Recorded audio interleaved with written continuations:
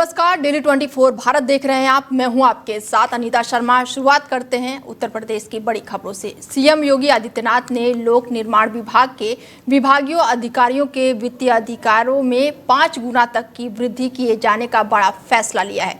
CM Yogi Adityanath ने कहा है कि बदलाव से विभागीय अधिकारियों को निर्णय लेने में अधिक स्वतंत्रता प्राप्त होगी और उच्च स्तर पर अनुमोदन की आवश्यकता घटने से निवेदिता और साथ ही अनुबंध गठन और कार्यभार की प्रगति में गति आएगी। ये सुधार वित्तीय अनुशासन बनाए रखते हुए प्रशासनिक दक्षता और पारदर्शिता को बढ़ाने में सहायक होगा। लोक निर्माण विभाग की बैठक में ये तथ्य सामने आया है कि विभाग के अधिकारियों के वित्तीय अधिकार वर्ष 1995 में निर्धारित किया गया था और इसी बीच निर्माण कार्यों की लागत में 5 गुना से अधिक की वृद्धि हुई है। इसके साथ ही उन्होंने बड़ा ऐलान किया है। बता दें कि साल 2025 तक लगभग 5.52 गुना वृद्धि दर्ज की गई है और सीएम योगी आदित्यनाथ ने कहा है कि वर्तमान पारदर्शिता में वित्तीय अधिकारों का पुनर्निर्धारण और आवश्यक है, जिससे निर्माण प्रगति में तेजी आएगी और परियोजनाओं का क्रियान्वयन और साथ ही ये तेज होगा। और अपर मुख्य सचिव लोक निर्माण विभाग के मुख्यमंत्री को सिविल, विद्युत और यांत्रिक कार्यों के लिए वित्तीय अधिकारियों के वर्तमान व्यवस्था की जानकारी दी है। बता दें कि सीएम योगी आदित्यनाथ ने बड़ा फैसला लिया है। पीडब्ल्यूडी अधिकारियों को बड़ा तोहफा मिला है और पीडब्ल्यूडी अधिकारियों के वित्तीय अधिकार 5 गुना तक बढ़ा दिया गया है। बता दें कि बड़ी खबर आपको बता दें कि पीडब्ल्यूडी अधिकारियों को लेकर सीएम योगी आदित्यनाथ का बड़ा फैसला सामने आया है। पीडब्ल्यूडी अधिकारियों को बड़ा तोहफा दिया गया है और अधिकारियों के 5 गुना तक वित्तीय अधिकार बढ़ाया गया है। योगी सरकार का साफ कहना है कि इससे फैसला लेने में बड़ा अहम कदम ये भी माना जा रहा है। और इस खबर पर आलोक रंजन जी जुड़ चुके हैं, पूर्व मुख्य सचिव हैं, और उनसे जानते हैं कि योगी सरकार का बड़ा फैसला है, पीडब्ल्यूडी अधिकारियों को ये तोहफा दिया गया है, किस तरीके से आप देखते हैं?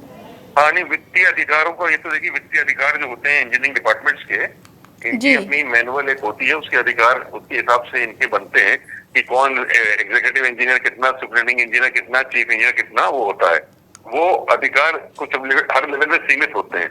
वो अधिकार जैसे बढ़ाने का मतलब ये है क्योंकि कॉस्ट ऑफ प्रोजेक्ट हर एक चीज की बढ़ती जा रही है इस समय, सही, तो क्योंकि जैसा इन्फ्लेशन भी है सब है, तो कॉस्ट ऑफ प्रोजेक्ट बढ़ रहे हैं, तो उसमें अधिकार देने से इनको ज्यादा स्वतंत्रता मिलेगी और प्रोजेक्ट्स में काम अपने स्तर से निपटाने में या अप्रूवल देने में ये इनको फायदा है और इनके लेवल पे, अपने लेवल पे ये लोग काम कर सकेंगे। तो ये एक तरीके का उनके अधिकारों में वृद्धि हुई है।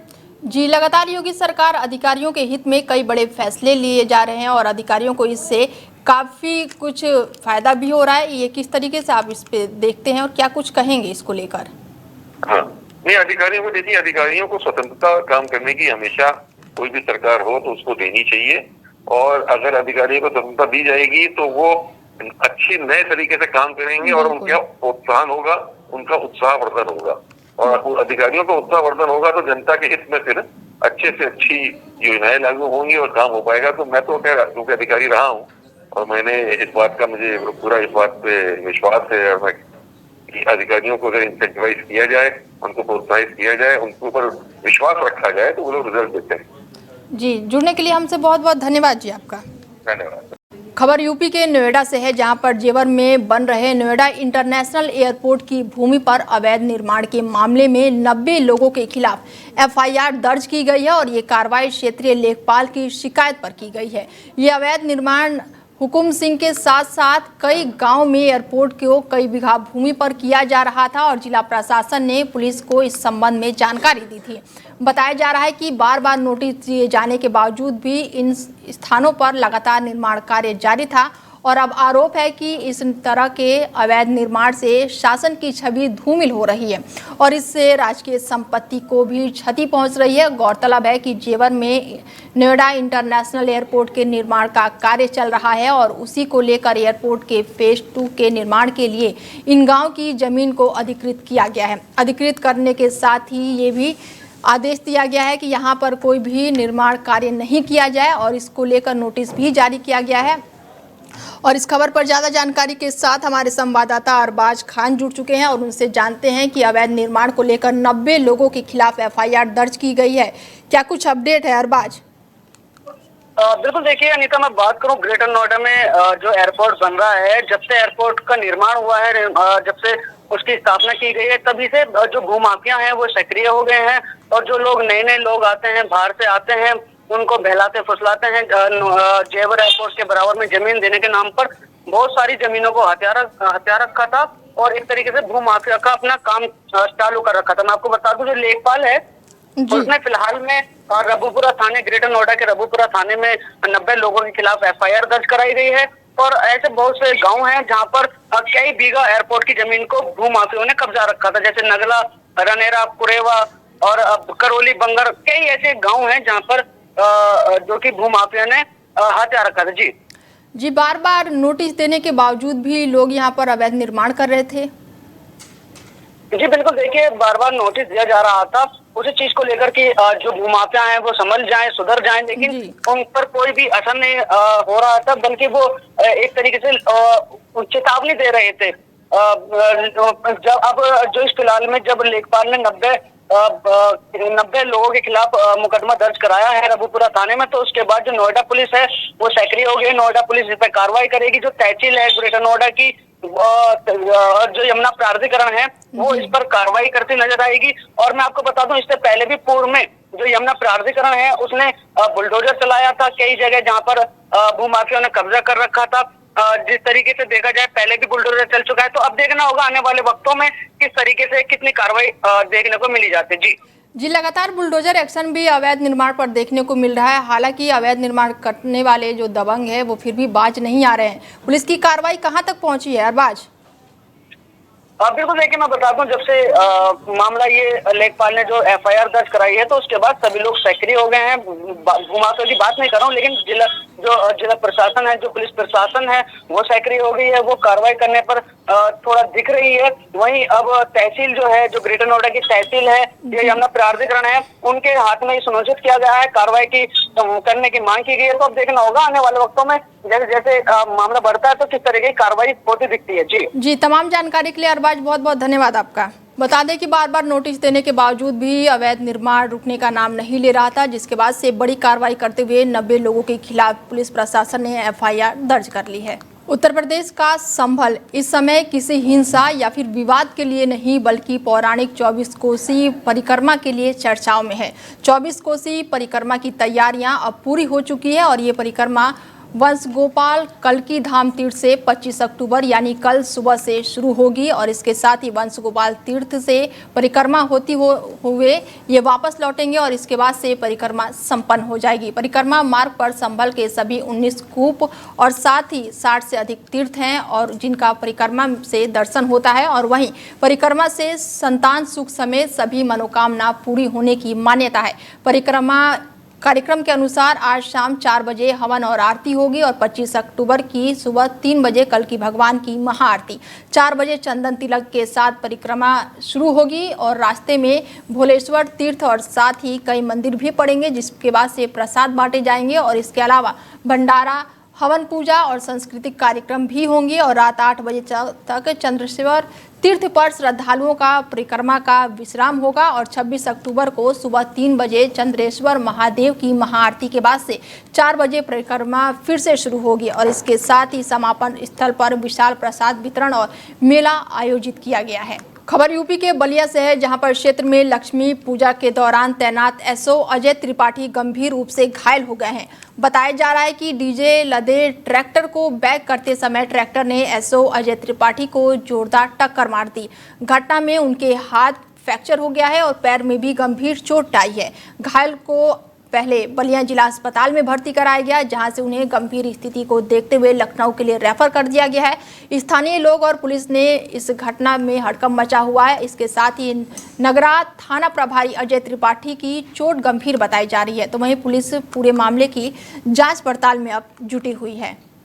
खबर यूपी के एटा से है, जहां पर कोतवाली देहात पुलिस ने 11 लोगों को शांति भंग करने के आरोप में गिरफ्तार किया है।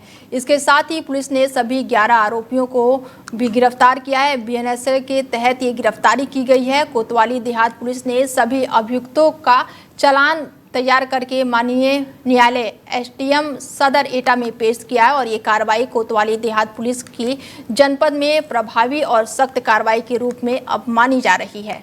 पंचायत के दौरान ताऊ भतीजे की हत्या का मामला सामने आया है तो वहीं पुलिस को भी इसमें एफआईआर दर्ज करने के बाद से पुलिस लगातार इस पर कार्रवाई कर रही है। वहीं गिरफ्तारी की मांग भी अब तेज हो गई है। खबर ग्रेटर नोएडा से है, जहां पर गांव में पंचायत के दौरान ताऊ और भतीजे की हत्या के मामले में मृतक के परिजन पुलिस की कार्रवाई से काफी नाराज हैं।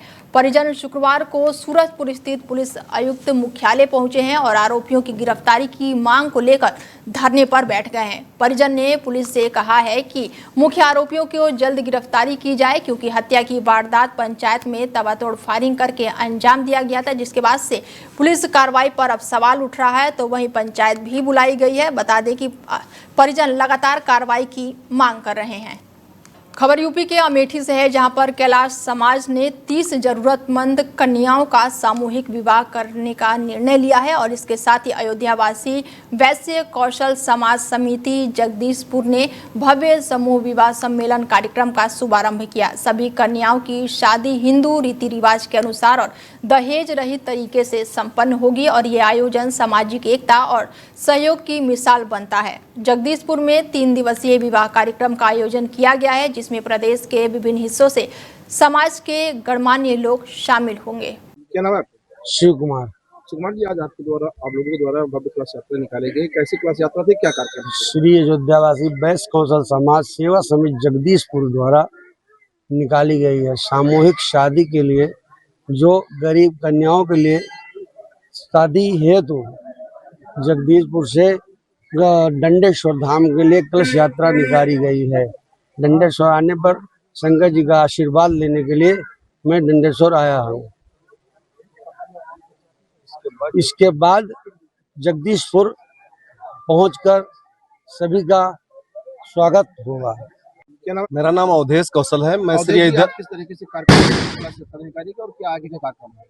ये श्री अयोध्यावासी वैश्य कौशल समाज जगदीशपुर समिति के द्वारा भव्य और दिव्य निर्धर कन्याओं का सामूहिक समारोह विवाह समारोह किया जा रहा है। विगत वर्ष भी हुआ था 2015 में, 2018 में, उससे भव्य और दिव्य ये 2025 में हो रहा है। हमारे कौशल बिरादरी परिवार के जो निर्धन परिवार हैं, गरीब कन्याओं की शादी करने का बीड़ा जगदीशपुर संगठन समिति कौशल समाज ये उठा रखा है और ये निरंतर आगाज करता है पूरे भारत देश में कि हम या मेरी समिति के द्वारा कौशल परिवार के द्वारा जगदीशपुर के द्वारा भव्य और दिव्य समारोह निर्धन कन्याओं का विवाह 23 तारीख को आज भव्य शोभा कलश यात्रा ये दंडेश्वर महादेव मंदिर जगदीशपुर से चल करके आई है। कल पुनः फिर सभी लोगों का स्वागत सम्मान समारोह होगा। जितने जोड़े आएंगे उनका रजिस्ट्रेशन होगा। फिर परसों 25 तारीख को स्वागत सम्मान समारोह के साथ शाम को बारात आएगी, मंच पर सबका स्वागत होगा। उसके बाद फिर फेरे होंगे, शादी होगी रात में और 26 तारीख को सबको ससम्मान विदा। खबर यूपी के हरदोई से है, जहां पर पुलिस और बदमाशों के बीच मुठभेड़ का मामला सामने आया है और मुठभेड़ में 2 इनामी बदमाश को पुलिस ने गिरफ्तार किया है। बताते हैं कि बदमाश के पैर में गोली लगी है, जिससे वो गंभीर रूप से घायल हो गया है। बता दें हरदोई पुलिस ने बड़ी कार्रवाई की है और बदमाशों के साथ पुलिस की मुठभेड़ हुई है, जिसमें 25-25 हजार रुपए के इनामी 2 बदमाश गिरफ्तार किए गए हैं। मुठभेड़ के दौरान दोनों बदमाश के पैर में गोली लगी और वो गंभीर रूप से घायल हो गए।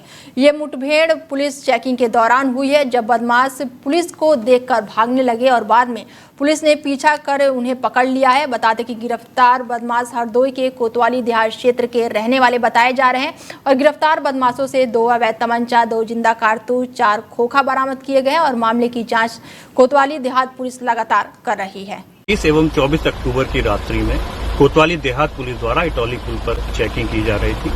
उसी समय एक संदिग्ध डाला आता हुआ दिखाई दिया, जिसको पुलिस द्वारा रुकने का इशारा किया गया, लेकिन डाला चालकों द्वारा डाला नहीं रोका गया एवं उसका पीछा करते हुए पुलिस द्वारा उनको रंजीतपुरवा के पास घेरा गया, जिसमें उनके द्वारा पुलिस पार्टी पर फायरिंग की गई। आत्मरक्षार्थ पुलिस पार्टी द्वारा भी जवाबी फायरिंग की गई, जिसमें 2 व्यक्तियों के पैर में गोली लगी है। इनकी पहचान मेवाराम निवासी जनकपुर थाना कोतवाली देहात एवं अभिषेक निवासी हरिपुरगंज थाना कोतवाली देहात के रूप में हुई है। ये कोतवाली देहात से वांछित चल रहे थे एवं 25-25 हजार के इनामी मिले। इनके कब्जे से एक डाला, 14,000 रुपए, 2 तमंचे, 2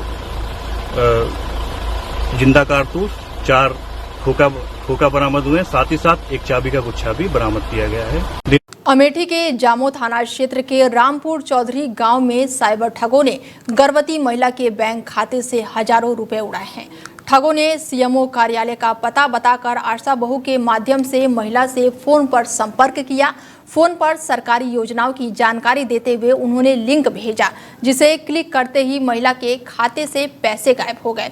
पीड़ित महिला और उसके परिजनों ने तुरंत ही पुलिस में इसकी शिकायत की। पुलिस और साइबर सेल मामले की जांच पड़ताल में फिलहाल जुट गई है। जानकारी के अनुसार ठगों ने एक साथ कई आशा बहुओं के फोन पर कॉल करके ठगने की कोशिश की है। तो फिलहाल पुलिस मामले की अब जांच पड़ताल में जुटी हुई है। यूपी के अलीगढ़ की जेल में बंदियों ने 4 दीवारों के बीच भैया दूज का त्यौहार बड़े ही धूमधाम से मनाया। भाई को भैया दूज का त्यौहार मनाया गया। इसके साथ ही दूर दराज से बहनें जेल में पहुंची और जेल प्रशासन ने बहनों के लिए मिष्ठान की व्यवस्था कराई और बंदियों को सुरक्षित वातावरण में त्यौहार मनाने का मौका भी दिया गया।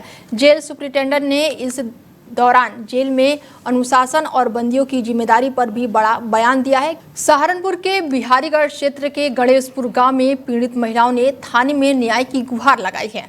बीते 3 दिन पहले गांव के कुछ युवकों ने धारदार चाकुओं से हमला कर दिया था। हमलावर घटना के बाद से फरार हो गया। पुलिस आरोपियों को पकड़ने के लिए दबिश दे रही है। महिलाओं को आश्वासन दिया गया है कि दोषियों को सलाखों के पीछे पहुंचाया जाएगा। पूरा मामला गणेशपुर गांव का है और पुलिस अब पूरे मामले की जांच पड़ताल में जुटी हुई है। खबर यूपी के मुजफ्फरनगर से है, जहां पर क्षेत्र में लोई सराय गांव में पुलिस ने जन्मदिन पार्टी में हुड़दंग करने वाले युवकों पर सख्त कार्रवाई की है। जन्मदिन जुलूस में सायरन बजाकर सड़क पर दहशत फैलाने वालों के खिलाफ पुलिस ने तुरंत ही हस्तक्षेप किया और पुलिस ने कार और 2 बाइकों को सीज किया है। 3 युवक पकड़े गए हैं और इसके साथ ही उन्हें शांति भंग करने के आरोप में जेल भेज दिया गया है। घटना का वीडियो वायरल होने के बाद से पुलिस ने तत्काल कार्रवाई भी अब शुरू कर दी है। खबर यूपी के बिजनौर से है, जहां पर उस वक्त हड़कंप मच गया जब जानकारी मिली कि शौच के लिए गई 18 साल की लड़की को गुलदार उठा कर ले गया। सूचना मिलते ही वन विभाग और पुलिस की टीम मौके पर पहुंची और सुबह से लेकर शाम 6 बजे तक पूरी जंगलों में तलाशी अभियान भी चलाया गया। ड्रोन कैमरों की मदद से भी इलाके को खंगाला गया, लेकिन लड़की का कोई सुराग नहीं मिला। हैरानी तब हुई जब शाम करीब 6:30 बजे लड़की ने खुद अपने माता पिता को फोन किया और बताया कि वो सुरक्षित है और देहरादून में है। जांच में सामने आया है कि लड़की के माता पिता ने वन विभाग से मुआवजा लेने के लिए पूरी कहानी गढ़ी थी। डीएफओ ने कहा है कि इस झूठी जानकारी फैलाने वालों के खिलाफ वैधानिक कार्रवाई की जाएगी। सर, नेटौर के गांव में ननेड़ा में एक युवती की लापता होने की सूचना पर पुलिस और वन विभाग ने कॉम्बिंग की थी। क्या पूरा मामला? हमें 10:30 बजे के आसपास सूचना मिली थी कि एक 16 से 18 साल की बच्ची को तेंदुआ उठा ले गया है। मैंने तत्काल अपनी टीम को भेजा और पुलिस की भी टीम भी और प्रशासन भी वहां पहुंचे और हमने कॉम्बिंग की। हमने लगभग शाम 6 बजे तक कॉम्बिंग की और हमें कोई भी कहीं सुराग नहीं मिला था। ना तो तेंदुए के पक्षी मिले थे घटनास्थल पे, ना जैसे कोई तेंदुआ घसीटता है किसी भी आदमी को, ऐसा कोई निशान नहीं मिला था। कुछ ब्लड के स्टेन कुछ नहीं मिले थे। तो हमने अपना सर्च जारी रखा था, लेकिन शाम को 6 साढ़े 6 के आसपास हमें सूचना मिलती है कि जो युवती है वो देहरादून में है। तो और उसकी पुष्टि भी हुई। वीडियो कॉल पे युवती की अपने परिजनों से बातचीत भी हुई। फिर उसके बाद हमने अपना सर्च ऑपरेशन स्थगित किया। सर, नेटौर के यूपी के जालौन में दीपावली से पहले पटाखा जलाने का शौक एक किशोर के लिए जानलेवा साबित हो गया। कोच कोतवाली क्षेत्र के भगत सिंह नगर में कैल्शियम कार्बोनाइड का पटाखा जलाते वक्त बड़ा हादसा हो गया। दरअसल किशोर बोतल में कैल्शियम भर के सस्ता पटाखा बना रहा था और जैसे ही उसने पटाखे में आग लगाई, जोरदार धमाका हुआ और चिंगारी सीधे उसकी आंख में जा लगी। किशोर तड़पता हुआ घर की ओर भागा। हादसे की ये पूरी वारदात पास में लगे सीसीटीवी कैमरे में कैद हो गई है। हादसे के बाद से परिजनों ने आनन फानन में घायल किशोर को निजी अस्पताल में भर्ती कराया, जहां पर हालत नाजुक देखकर डॉक्टरों ने उसे हायर सेंटर रेफर कर दिया है। बताया जा रहा है कि इलाके में नाबालिग बच्चे सस्ते रोमांच के लिए कैल्शियम कार्बोनाइड जैसे खतरनाक पदार्थ से पटाखे बना रहे हैं। पुलिस अब इस पूरे मामले की कड़ी कार्रवाई करने की बात कह रही है। वही जो पटाखा चला रही थी वो बोतल में बना के, चल नहीं पाते, वापसी होगा। बोतल में बना के मतलब? जो बोतल चलती है प्लास्टिक की वो। अच्छा अच्छा। भाई के बाद वापसी हो वो देख लगो उधर चलने। अच्छा, बोतल में कोई फटाका रख के वो चलाना चाह रहा था। तो उधर से चलने पर उधर से वापसी होगा तो बाकी आँख की रोशनी दिक्कत हो गई। तो रोशनी वही जो फटाका चला रहा। फिलहाल बुलेटिन में मेरे साथ इतना ही, दीजिए इजाजत, नमस्कार।